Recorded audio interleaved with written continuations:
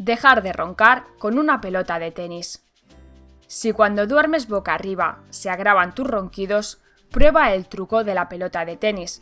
Dormir con una pelota de tenis o una pelota de tamaño similar unida a la parte posterior de la camisa o camiseta del pijama puede ser la solución. Tienes que hacer un bolsillito en la parte de arriba del pijama e introducir la pelota y coser la ranura para que no se salga.